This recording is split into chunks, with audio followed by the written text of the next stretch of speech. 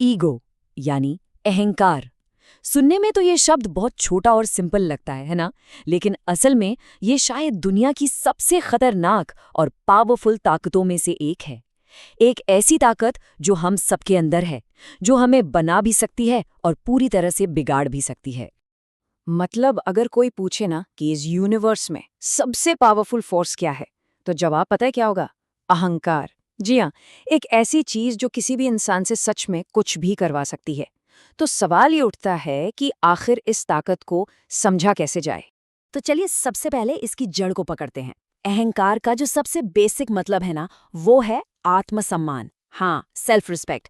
ये हम सबकी जिंदगी का एक जरूरी हिस्सा है।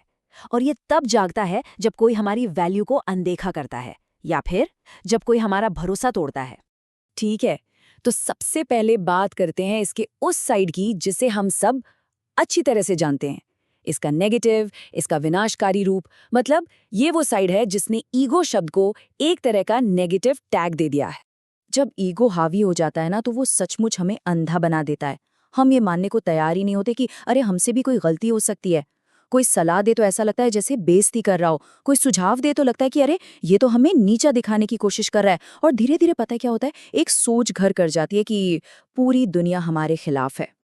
ये सोच तो बहुत कॉमन है ना, कि अगर मैंने पहले मैसेज कर दिया तो मैं छोटा लगूंगा।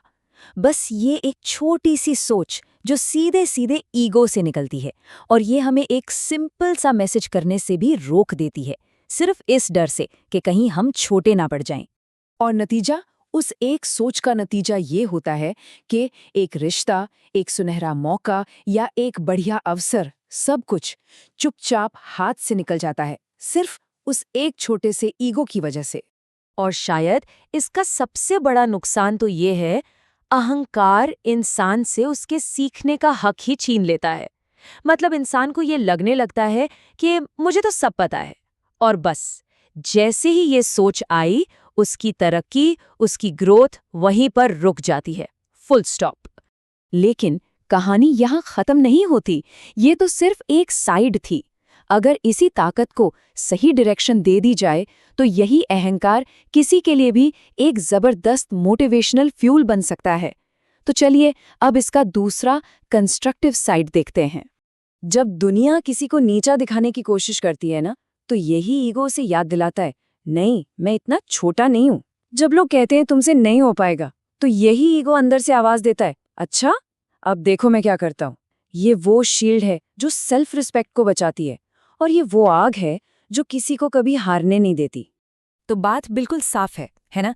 एक तरफ वही ईगो है जो इंसान को अंधा बनाकर उसके रिश्ते तोड़ सकता है, और दूसरी तरफ बिल्कुल वही ईगो एक पहचान देकर, एक शील्ड बनकर उसे आगे बढ़ने के लिए पुश कर सकता है।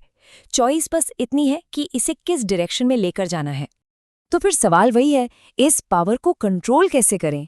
इसे दुश्मन से दोस्त कैसे बनाएं?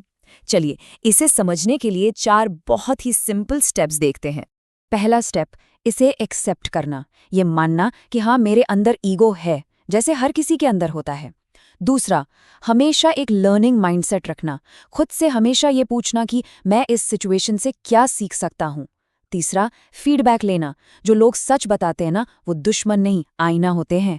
और चौथा, साइलेंस की प्रैक्टिस करना, कभी कभी चुप रहकर अपने काम को बोलने देना ही सबसे पावरफुल जवाब होता है। तो यहाँ एक बहुत जरूरी बात समझने वाली है, हमें ईगो से लड़ना नहीं है, उसे खत्म नहीं करना है, क्योंकि जो भी उससे लड़ेगा वो बस थक जाएगा। असली गोल है उसकी डायरेक्शन बदलना, उसे गाइड करना, और अगर ये आर्ट आ गया ना, तो ये आपकी सबसे बड़ी एनर्जी बन जाएगी। तो अब इस पूरी बातचीत के बाद गेंद हर किसी के अपने पाले में है, अब फैसला भी हर किसी को खुद ही करना होगा। बस एक पल रुककर खुद से ये सवाल पूछना है कि मेरा ईगो मुझे ऊपर ले जा रहा है या नीचे खींच रहा है, क्योंकि जिस पल इसका जवाब मिल जाता है ना, वहीं से असली कमबैक शुरू होता है। ईगो की ये ताकत अब हर किसी के अपने हाथों में है।